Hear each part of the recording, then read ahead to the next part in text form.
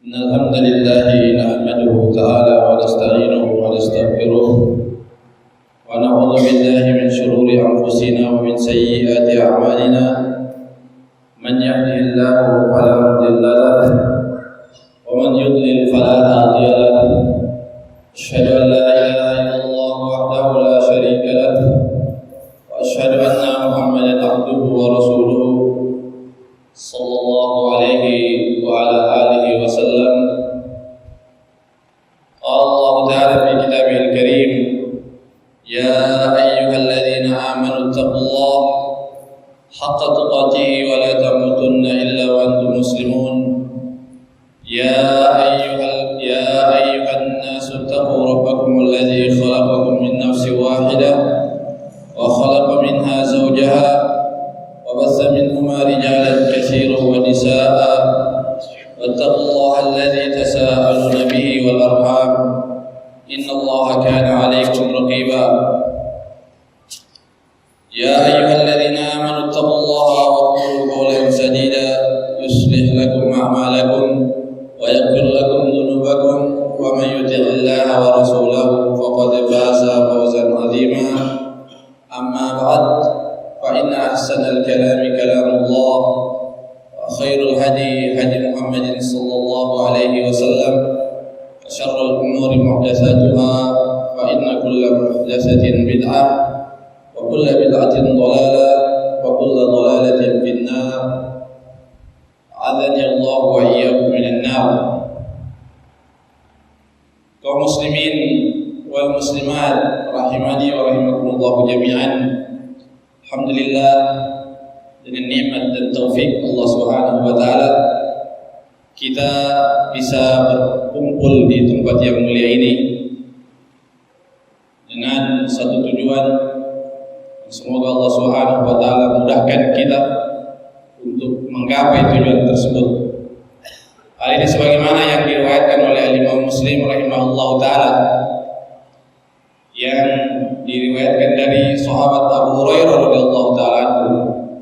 Rasulullah sallallahu alaihi wasallam bersabda, "Man salaka tariqan yaltamisu fihi ilman, sahhalallahu lahu bihi tariqan ila al-jannah. Wa man ijtama'a qaumun fi baitin min buyutillah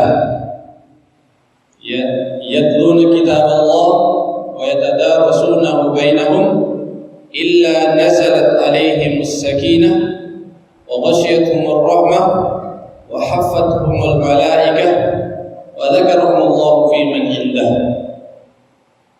Kata Rasulullah sallallahu alaihi wasallam, barang siapa yang menempuh suatu jalan, dia meninggalkan tempat tinggalnya, menempuh sebuah perjalanan,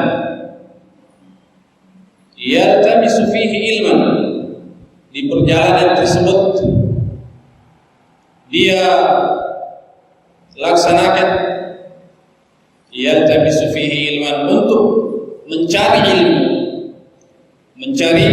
ilmu.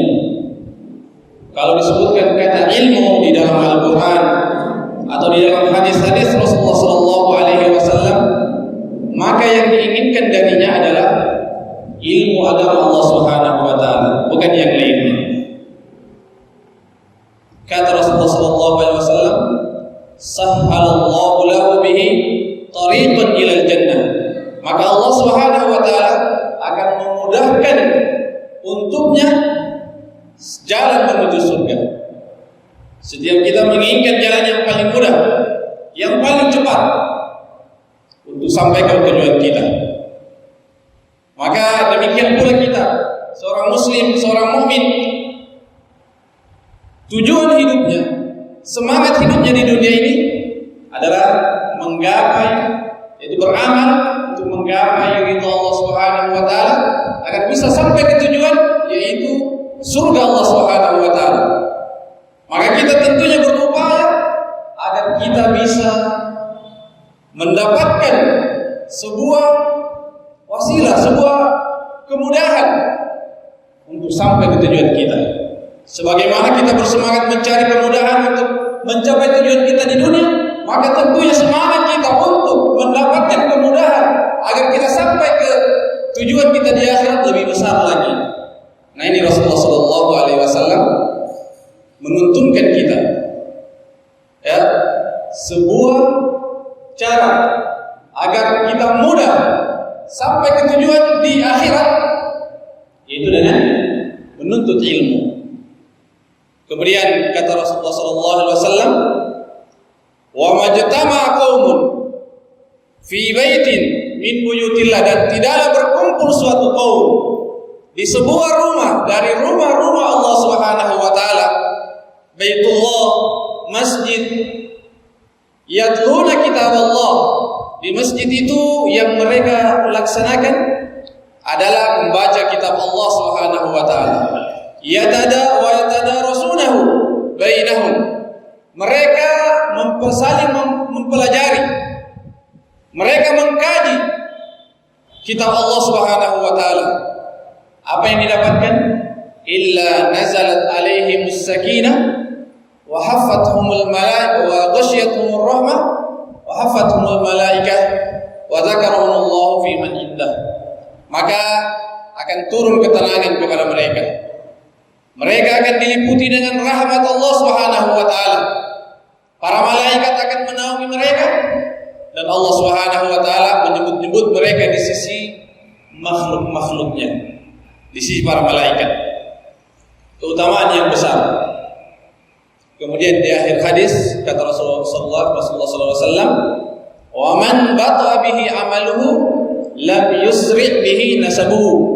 Barang siapa yang amalannya pelan-pelan, lambat-lambat, maka nasabnya, garis keturunannya, kedudukannya itu tidak akan mempercepat. Tidak ada manfaatnya. Ya mungkin di dunia ada pengaruhnya, kalau bintang berapa di pundak, itu diberikan jalan, ada pembuka jalan di depannya. Tapi di akhirat kelak tidak ada pengaruhnya. Yang akan mudah untuk sampai ke tujuan adalah orang-orang yang menuntut ilmu. Ya, kebetulan malam ini temanya adalah menuntut ilmu. Maka kata Rasulullah SAW, marhaban li talibil ilm. Selamat datang, selamat berjumpa wahai penuntut ilmu. Mudah-mudahan kita termasuk orang-orang yang di dalam hadis ini mendapatkan kemudahan untuk menuju negeri tujuan kita yang sebenarnya, kampung yang sebenarnya, kampung yang hakiki, yang abadi, yaitu surga Allah Subhanahu wa taala. Taib. Ini suatu kenikmatan, ya, menjadi seorang penuntut ilmu. Ya, betapa banyak manusia, mereka ada yang kafir, ada yang beriman. Dari sekian banyak orang beriman, berapa banyak yang diberikan kesempatan untuk belajar, untuk menuntut ilmu.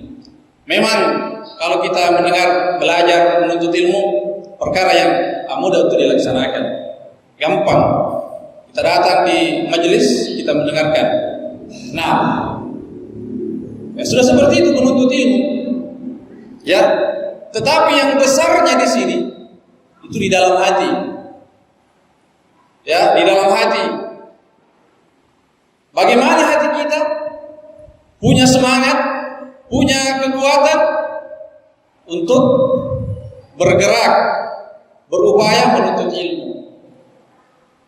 Nah, itu semuanya adalah pertolongan dari Allah Subhanahu wa taala. Pertolongan dari Allah Subhanahu wa taala. Makanya Rasulullah sallallahu alaihi wasallam di setiap paginya setelah sholat subuh itu senantiasa meminta ilmu, senantiasa meminta ilmu sebelum meminta perkara yang lain. Sebagaimana diriwayatkan oleh Imam Muslim dari istri beliau Ummu Salamah radhiyallahu taala anha, beliau berkata, adalah Rasulullah sallallahu alaihi wasallam, beliau berdoa setiap selesai sholat subuh. Beliau berdoa dengan kalimat Allahumma inni as'aluka ilman nafi'an wa rizqan thayyiban wa amalan mutaqabbala. Beliau meminta yang pertama adalah ilmu. Allahumma inni as'aluka ilman nafi'an. Ini bagus untuk kita hafalkan. Bagus untuk kita hafalkan. Setelah selesai sholat subuh berzikir, kita baca ayat kursi, kita baca Qul huwallahu ahad, Qul a'udzu birabbil falaq, Qul a'udzu birabbin nas 3 kali. Kemudian kita baca ya zikir-zikir yang kita hafal dari zikir pagi. Kemudian kita baca doa ini. Allahumma inni as'aluka ilman nafi'an wa rizqan thayyiban wa amalan mutaqabbalan. Ya Allah, aku memohon kepadamu ilmu yang bermanfaat, kemudian rezeki yang halal, dan amalan yang diterima. Kata para ulama, hikmahnya beliau memulai doa dengan meminta ilmu. Yang pertama kali diminta adalah ilmu, karena dengan ilmulah seseorang itu mengetahui mana rezeki yang halal dan mana yang tidak halal. Dan dengan ilmu itulah dia mengetahui mana amalan yang diterima dan mana amalan yang tidak diterima. Dengan ilmu. Makanya ya kita melihat bahasanya ya menuntut ilmu begitu saja, datang ke masjid, mendengar, pulang. Tetapi hati ini yang menguasainya adalah Allah Subhanahu wa taala. Minta kepada Allah Subhanahu wa taala agar dimudahkan untuk belajar, untuk menuntut ilmu. Nah, perkara ilmu itu adalah sesuatu yang paling penting. Ya, ilmu dalam hal ini ilmu syariat adalah perkara yang paling penting pada diri seorang manusia. Kenapa? Karena ilmu inilah yang menentukan kebahagiaannya. Ilmu inilah yang menentukan kebahagiaannya di dunia dan di akhirat.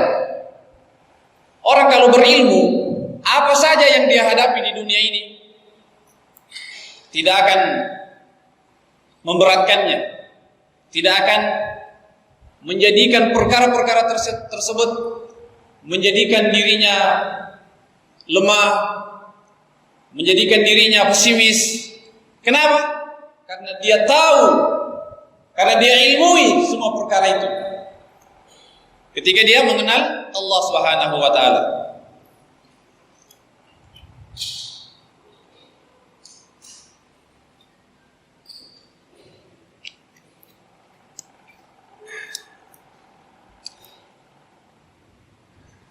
Jadi segala perkara ya, atau kita katakan bahwasanya ilmu itu adalah sesuatu yang penting bagi seorang manusia. Kata Imam Ahmad rahimahullahu taala, "An-nasu ila al-ilmi ahwaju minhum ila at-ta'ami wasyarab. Fa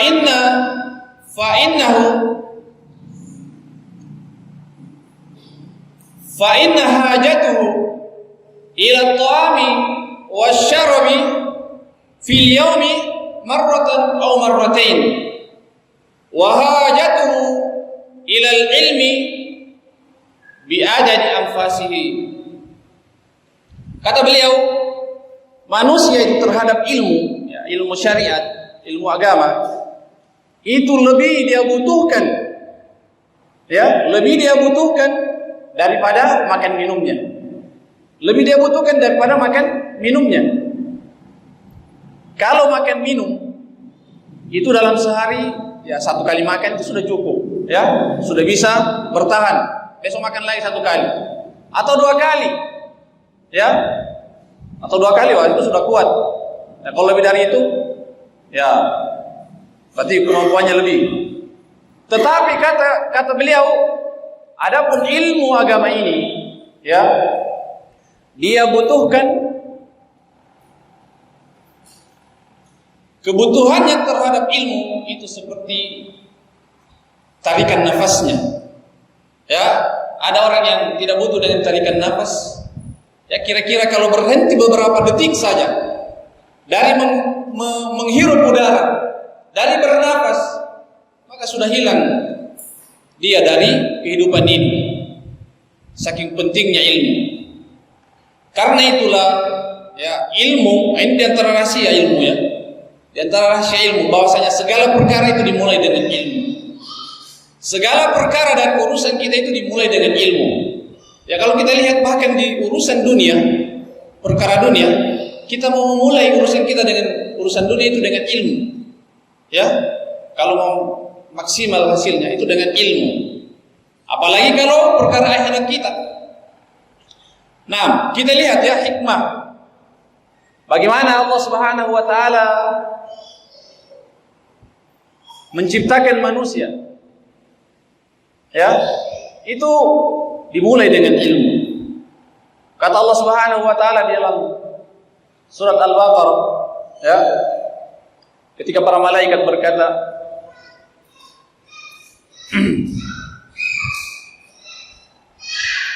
ya, di dalam firman-Nya, wa id qala rabbuka lil malaikati inni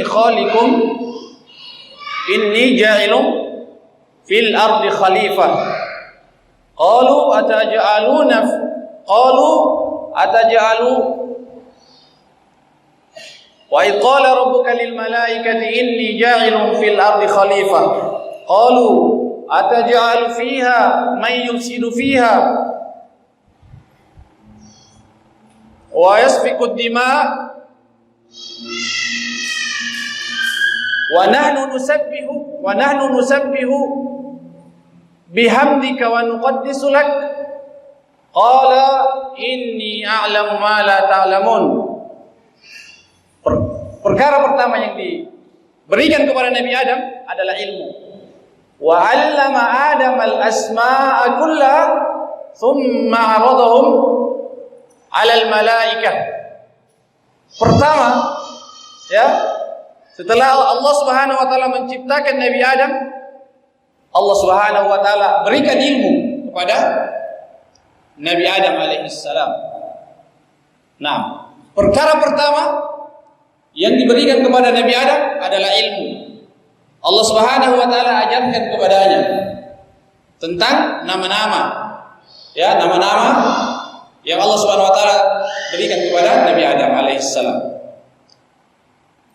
Demikian pula di dalam ayat yang lain, ketika Allah Subhanahu wa taala menciptakan manusia, Allah Subhanahu wa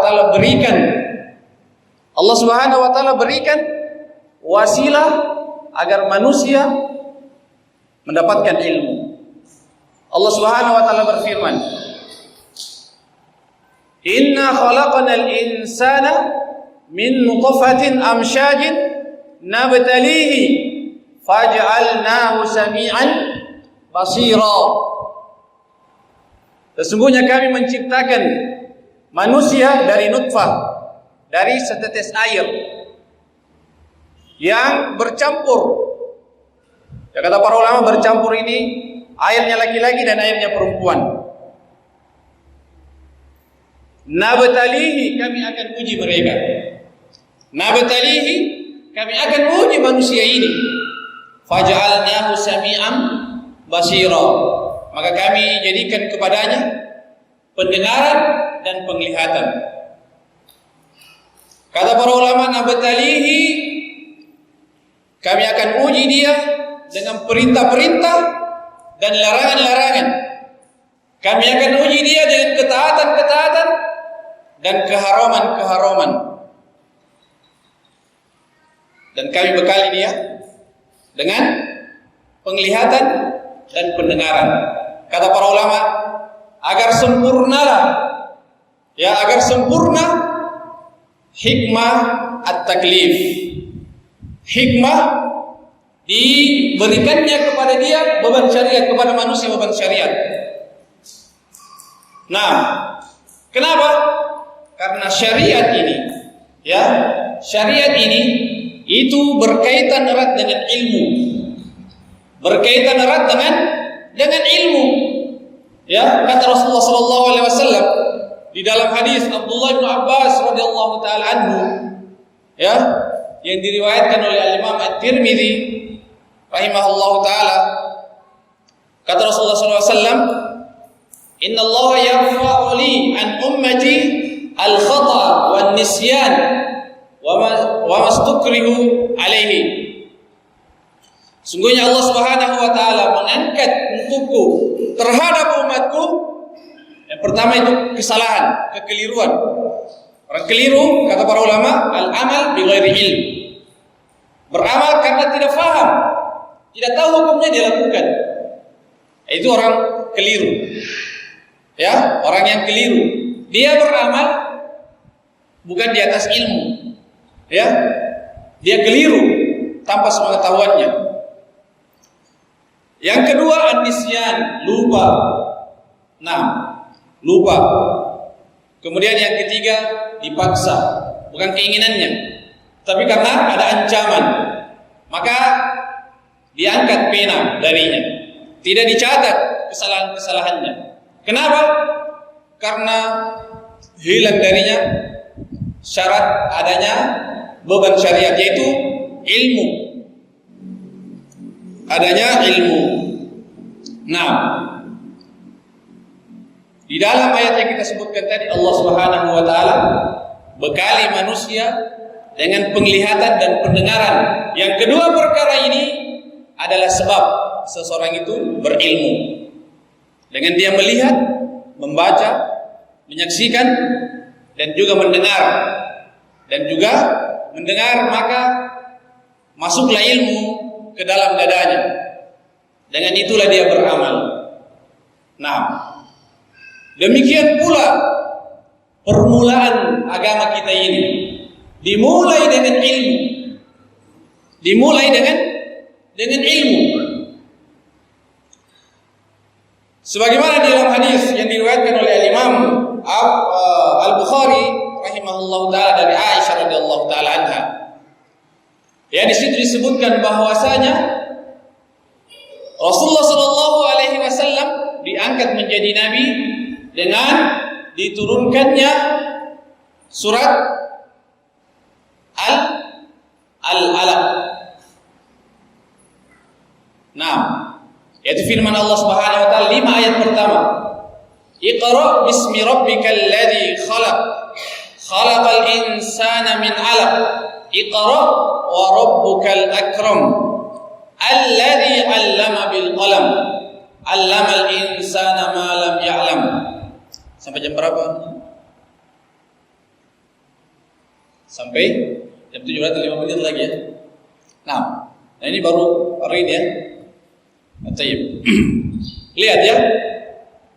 Kata Allah Subhanahu wa taala, bacalah dengan menyebut nama Tuhanmu.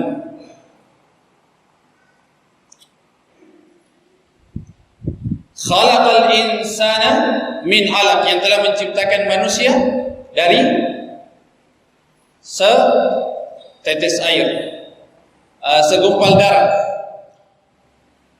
Iqra wa rabbukal akram, bacalah dan Rabbmu muliakanlah.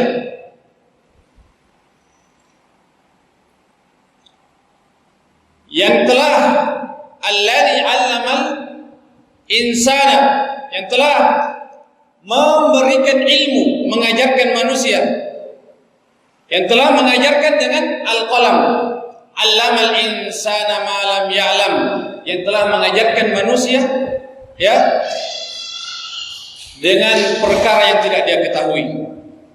Nah, dari ayat-ayat ini menunjukkan bahwasanya segala sesuatu itu dimulai dengan ilmu. Makanya Imam Al-Bukhari rahimahullahu taala di dalam kitabnya ya Sahihul Bukhari, di dalam Kitabul Ilm, beliau memulai dengan firman Allah Subhanahu wa taala, fa'lam annahu la ilaha illallah. Ketahuilah, ilmuilah bahwasanya tidak ada ilah yang berhak untuk diibadahi kecuali hanya Allah Subhanahu wa taala. Wastaghfir li dzambik, kemudian memohon ampunlah atas dosa-dosamu. Kata beliau, Fabada bil ilmi qabla al-qawli wal amal. Maka segala sesuatu itu dimulai dengan ilmu, ya, sebelum berucap dan beramal. Begitu besarnya kedudukan ilmu bagi seorang manusia. Karena dengan ilmulah, ya, dengan ilmulah maka dia akan mengetahui perkara-perkara yang bermanfaat bagi dirinya dan perkara-perkara yang berbahaya, yang membahayakan dirinya. Nah, ya di sana banyak keutamaan-keutamaan ilmu yang ternyata waktu ini tidak cukup untuk kita sebutkan. Taib, ya. Di antaranya kita ambil waktu sedikit. Ya, kita ambil waktu sedikit. Yaitu bagaimana seorang yang menuntut ilmu, ya, seorang yang menuntut ilmu ini akan mendatangkan atau merupakan sebab seseorang itu dicintai oleh Allah Subhanahu wa taala. Seseorang itu akan dekat dengan Allah Subhanahu wa taala. Kita ambil, ya, riwayat dari Al-Imam Muslim rahimahullahu taala dari sahabat Suhaib bin Sinan, ya, yang disebutkan oleh Al-Imam Ibnu Katsir ketika menafsirkan firman Allah Subhanahu wa taala di dalam surat Al-Buruj tentang Ashabul Ukhdud. Qutila Ashabul Ukhdud. Beliau menyebutkan riwayat tentang seorang pemuda dari kaum terdahulu yang ketika itu di zaman pemuda ini ada seorang raja, dia mempunyai penyihir. Penyihir ini tatkala sudah tua berkata, "Wahai raja, sesungguhnya aku ini sudah tua, maka carikan aku seorang pemuda yang dengannya aku akan mengajarkan dia sihir supaya menggantikannya," maksudnya. Kemudian didapatilah seorang pemuda. Maka pemuda itu dituntut untuk datang belajar kepada si tukang sihir. Antara rumah tukang sihir dan raja itu, ya, ada beberapa jarak, agak berapa jauh. Di antaranya itu ada rumah sang rahib. Sang rahib ini ulamanya ahlul kitab di zaman terdahulu. Maka ketika si pemuda ini pergi ke rumah penyihir atau ke tempatnya raja, dia singgah di tempatnya rahib. Dia singgah ke tempatnya rahib, mendengarkan ilmunya, dan si pemuda ini takjub dan senang dengan si rahib ini. Maka dia terus belajar. Sehingga kalau dia pergi ke tempatnya penyihir, dia singgah ke tempatnya rahib. Ketika pulang dari tempatnya penyihir ke rumahnya, singgah lagi ke tempatnya si rahib. Berarti dalam satu hari ini 2 kali dia belajar ke rahib, 1 kali saja sama penyihir. Hingga suatu saat, ya, dia mengatakan kepada si penyihir, kepada si rahib, "Sesungguhnya aku kalau sampai ke penyihir dimarahi dan kembali ke rumah dimarahi. Kenapa? Karena terlambat sampai ke rahib dan terlambat pulang ke rumah. Kenapa? Karena dia mampir di rumahnya si rahib." Nah, al-muhim seperti itu. Kemudian ada suatu kejadian. Ada suatu kejadian yaitu tatkala di sebuah jalan ada penghalang. Ada penghalang sehingga jalan itu terhalangi, tidak bisa dilewati oleh manusia. Maka si pemuda ini ingin menguji, ya, ingin menguji ilmunya. Dia mengatakan, kalau ucapan si rahib ini lebih benar daripada ucapan si penyihir, maka singkirkanlah penghalang tersebut. Maka si pemuda ini melemparkan batu kepada penghalang tersebut dan hilang. Kemudian jalanan itu dilewati lagi oleh manusia. Kemudian hal ini diceritakan kepada si rahib. Si rahib berkata, "Wahai pemuda, sesungguhnya engkau telah mendapatkan derajat yang lebih tinggi daripada aku." Apa itu? Dia dekat dengan Allah Subhanahu wa taala. Dari mana dia tahu? Ketika dia berdoa, dikabulkan langsung oleh Allah Subhanahu wa taala. Dikabulkan langsung oleh Allah Subhanahu wa taala. Hal ini sebagaimana yang disebutkan di dalam hadis Abu Hurairah, hadis qudsi. Allah Subhanahu wa taala berfirman, "Fa idza ahbabtuhu kuntu sam'ahu alladhi yasma'u bihi wa basarahu alladhi yubsiru bihi wa yadahu allati yabtishu biha wa rijlahu allati yamshi biha wa la in sa'alani la'utiyannahu wa la in ista'adani la'u'idannahu." Kalau dia meminta kepadaku, aku akan kabulkan, kata Allah Subhanahu wa taala. Kalau aku sudah cinta kepada hambaku, akan aku kabulkan apa yang dia minta. Si pemuda ini meminta kepada Allah Subhanahu wa taala, dikabulkan oleh Allah Subhanahu wa taala. Dalil, bukti bahwasanya si pemuda ini dicinta oleh Allah Subhanahu wa taala, kekasih Allah Subhanahu wa taala. Kenapa? Karena ilmu. Karena dia belajar kepada si rahib. Kemudian kata si rahib, maka suatu saat engkau akan mendapatkan ujian. Engkau pasti akan mendapatkan ujian. Maka tatkala ujian itu datang, jangan engkau menunjuk ke bahwasanya aku yang mengajarkan. Dan ternyata benar, si pemuda ini diberikan kemampuan untuk mengobati penyakit-penyakit yang tidak bisa diobati. Bisa menyembuhkan penyakit kulit, bisa menyembuhkan kebutaan. Kemudian si raja ini mempunyai pendamping, penasehat.